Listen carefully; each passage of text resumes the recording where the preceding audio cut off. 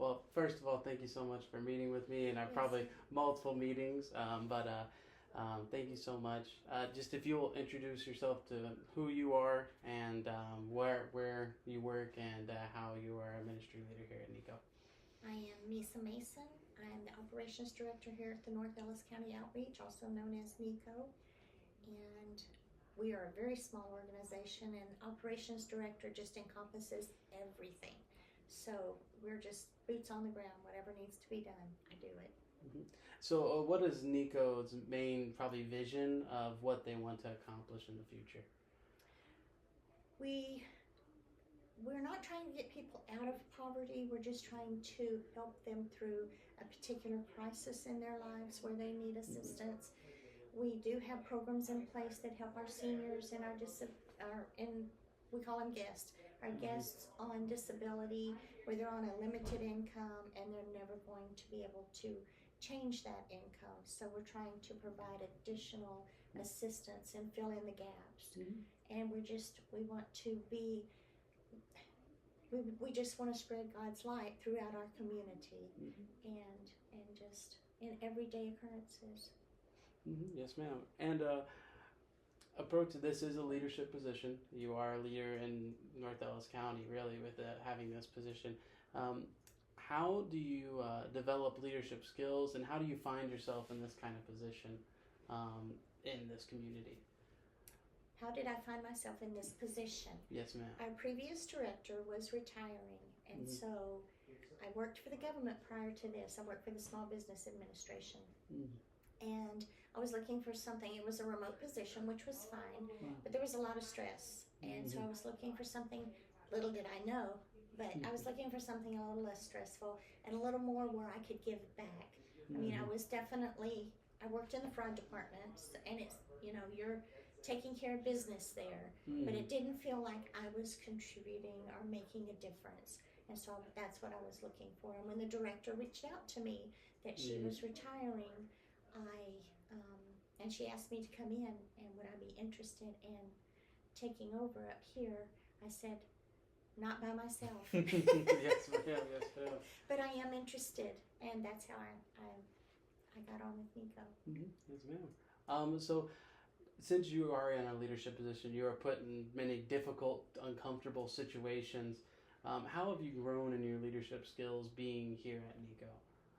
Communication. My communication skills have really, really been stretched. Like I say, I worked for the government prior to this, and I had a team of 24. However, it wasn't face-to-face, and I wasn't dealing with near the heartbreak that we deal with here, the need that we deal with here. So communication skills have really, I've really worked on those. They've really been stretched. And empathy. Empathy has really increased because, but for the grace of God, I would be on the other side of this desk. Yes, ma'am. So. And with that, actually, especially in this situation where you're constantly helping people, you're constantly being connected with people that are unfortunate and that unfortunately need help. And thank goodness we're here. Absolutely. But how do you keep that empathetic heart with it kind of being a daily situation? There can be such as like a burnout to trying to display empathy. How do you keep that empathetic heart motivated to continue to see the situation? I think that people can get burnout. I am not there. I don't know exactly how you would keep from getting burnout. I've been on the other side. When I was younger, we had food insecurities in our home. So I can relate to some of these situations that walk in our door. And so I think that makes me more willing to go that extra mile. And I know sometimes we're the only place that these people, we're the last place that these people can get help. And I'll do anything I can to see that I can help them. And I haven't reached the burnout yet. So Well, that's great, and that's also comes with the minister's heart, of course, because you are ministering to people every day. You're talking to people. You're trying to help them. You lean on God. Mm-hmm. You know, I mean, when I go home, I will tell you that there are some days that are heavier than other days. Mm-hmm. But you just go, you pray, you give it to God, and mm-hmm. you come back and you start again. And I just haven't reached a burnout. That's great. That's great. No, we'll cut it off right there. That's it. So it's 57. So you have kind of time. So what would you say is probably some of the challenges of the leadership situations you get put in every day? Here at NICO, the challenge is for leadership would be employee squabble, non-communication. Mm-hmm. You know, if he said, she said kind of things that would be taken care of if people would just communicate with each other. Mm-hmm. And so then as a leader, you have to go and you have to make that connection between the two upset parties. You know, that is a struggle. Trying to make pathways of communication. Yes, and trying to soothe ruffled feathers because it always happens. Somebody gets their feelings hurt. Oh yeah. You know. So, and 9 times out of 10, it's unintentional. Completely and totally unintentional. No, and that's especially in usually outreach aspects. When you take a wider perspective of everyone, usually, well, they're here first of all, so that means they're here probably for the right reasons. They have a servant's heart, absolutely. And it just sometimes views of how things get done can kind of point to each other and kind of hurt one another sometimes, but that's being human. You know, absolutely. But one will say, "Well, I didn't mean it that way," you know. But if you would just visit with each other, that's a big. No, that's a real big struggle. Stepping into other people's shoes, trying to slow down conversations, especially in. I wouldn't say this is a crazy high pace environment, but it does have a pace, and it does make us act, especially between the thrift store and between. I mean, you do have certain things that you have to accomplish timely, and but it's nothing we do here is hard, you know. But it's still there are challenges. There are challenges when you're working with people. There's going to be challenges. Always going to be challenges. Yes, ma'am. So with challenges, we like to think of the rewards that we get to see in leadership. What are the rewards you get to feel here at NICO? When your team has autonomy and they can own the position or the job that they're asked to do, that is a reward. Because I feel like I've given them the foundation that they need, but I've also allowed them to branch out and do it. I don't have a problem with them doing it any way they want to do it, as long as it gets done. And so that's a reward when the job is done and they feel good about it. Yeah, that is a reward. When the staff, they're not staff, but when our team feels good about themselves, and I love that. No, especially I think I see that aspect, especially when we get done with grocery day and we get through being able to hand out groceries to people in need. Seeing us accomplish that, just being a part of that last month for the first time was really eye-opening. It was really great. It was a great feeling. But especially to be a leader where you're over that, and it takes time to make sure the structure's right to be able to accomplish that in such a timely and considering the people we're working with, their manner of, you've got to get the, okay, we've got to do this now and this now and this now, but being able to bring others in to share that is wonderful.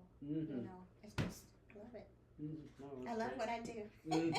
Well, that's a good thing. That's a great thing, especially because you have a servant's heart. So we know you feel that you have a call into this place and a call into the community, especially with you working with more of the community aspect and more civil stuff. But you have a heart for this community. How has that opened your eyes for maybe ways we can reach out or ways we can plug into the community through our outreach? Well, Nico has never been involved with the community, not that much in the past. Our previous director struggled. I mean, we had staffing problems. She was doing her best to do everything, you know, but she started it she didn't start it. Another group started it out of a garage, and they brought her on board, and it's grown from someone's garage, and she was responsible for that. And so she was doing her best to keep the thrift store running, keep assistants here in client services, bringing in donors for food. It was very difficult for her to get out in the community. I just think that Nico needs to have a face in the community. We need to be out at the churches, you know, and just let them know that we're here and what we stand for, and that, you know, that we are Christ driven, and that we would be very responsible with any of their donations, and that, you know, we're just here. I think we could go out in other, like, schools, the schools or the festivals or things, whatever the city's putting on, and increase our, just letting people know we're here. Because a lot of people know that the thrift store's back there, but they don't know that the outreach is here and what we do. Yeah, no, and one thing, especially I've experienced this at the thrift store, is the people we're serving. You get to not really be around them all the time, but you get to hear from them. You get to at least see them once a month, talk to them. How is it like trying to build those relationships and helping with the people we help? How do you try to attack that relation? We do make those connections. We do. We reach out. Our clients know that if they're having a bad day, they can just call us and we'll pray with them. That we do make those connections, and it's because we take the time. It's not, they're not a number, they're not a case number, they're not someone to get in and, oh, you know, you're a TXU bill, let me take care of that. You're an individual, and we promote those relationships. Which is very evident in everything that you do here at Nico. Something for the future. What is I know we're kind of coming to closer to the end of the calendar year, being in starting November. Are we in November now? Holy crap! Yeah, we're in November. Yeah, it's November 7th. Oh my goodness! So we're coming to the end of the year. How? Just a personal question for me. How do you start the idea of propelling for the next year, scheduling things, trying to get your eyes to the future of what you want to accomplish here at Nico? Good question.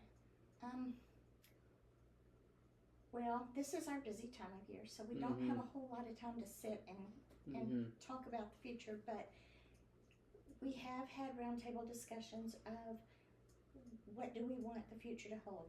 Do we want to grow our programs? Of course we want to grow our programs. How do we want to grow them? What is that going to look like? And right now it's in the talking stages. We need a bigger pantry area in order to service, you know, greater capacity. And before we used the middle room for storage, we would have our seniors come in once a month, and we'd have a meeting, and then we would distribute their groceries. That's how we made part of our connections. Now we walk the line and we visit with each and every person in that line. But we would have meetings, and I miss that. But that's something else that's on the table as to how can we get that back. You know, but right now we're working on Santa Tree, because we don't just provide groceries once a month. We also do Santa Tree tags, is what it's called. You know, toys for the children. We do holiday meal bags for Thanksgiving and Christmas, as well as Easter. And so we pretty much have some of our policies in place, some of our events in place, but right now it's fluid. It's very fluid. Because if something comes up, we'll say, oh, we would love to do that. How can we do that? And Donnie has been very, very receptive to letting us get out in the community and letting us go and tour other organizations and how are you helping and what are you doing and how can we make our program better. No, that's really good. Something just in the workforce here, as a leader, being kind of above other people, how do you well lead others as a not really as a servant leader, but how do you lead as an example for other people around in this organization? Well, that's it. You lead by example. I believe that everybody has something to bring to the table. Everybody has a strength. Everybody has a weakness. But I'm going to play to the strengths. If I know that you, well, let's just say the store. If I know that you like talking to people and you like being on the register, but you don't like emptying the donation bin, I'm going to play to the strengths. I'm going to try and place you at the register the majority of the time. Now, granted, there may be times when you're going to have to do things you don't like, but there are other people that would love to do the donation bin and do not want to be on the register. So you play to those strengths. You also give your team autonomy. You give them direction, and you allow them to do what they need to do. As long as, like I said earlier, as long as it gets done, what needs to be done, it doesn't matter. I go from A, B, C to D. But if you go from A to D and then, back up to B and then you go over to E, it doesn't matter how it gets done as long as it gets done. Yes, ma'am. But, yeah. In the hard times when you have to provide, hard direction, if there's an issue or something, I believe in redirection, I believe in positive reinforcement, and I believe in additional training, because you don't know what you don't know. No, that's true. I think as leaders, we, not necessarily a fault, I think it's a great thing, but we see potential in everyone. Absolutely. We find strengths in everyone. How do we help people see the potential that they can have, the things that they can do, their strengths? And I think that you ease them into those situations where they can see for themselves. Plus, constant reinforcement, constant encouragement. You can do this. You've got this. I really do. No, encouragement is huge. The more you do something, the easier it's going to get. But it's very difficult to take that first step. Yes, yes, ma'am. So, walk beside them. You know what? You've never done the register before. Come on, let's go. And you can watch me, and then I'll watch you. And then we'll work it together. Yeah. No, that's great. So, when I know you work with Donnie on this, but when you're trying to create, trying to live by the mission that we set out for in NICO, how do you try to incorporate that mission in everyday work and not kind of get caught into the just doing the work, but also applying the mission that we have for NICO here? Well, above and beyond, God is above and beyond, and if you live it, then it comes through, and it doesn't. I mean, it's just natural. I think to incorporate the mission in everything you do here. It's not difficult. I don't know how to explain it any better than that. It's just, it is. No, that's great. If it comes natural, that's great. It just is. Well, I want to say thank you so much again for the time you set aside for me to interview you, and for the wisdom you have of having the experience of in NICO and overall in the community. But thank you so much, Meisa, and no, thank you. Look at this. There we go.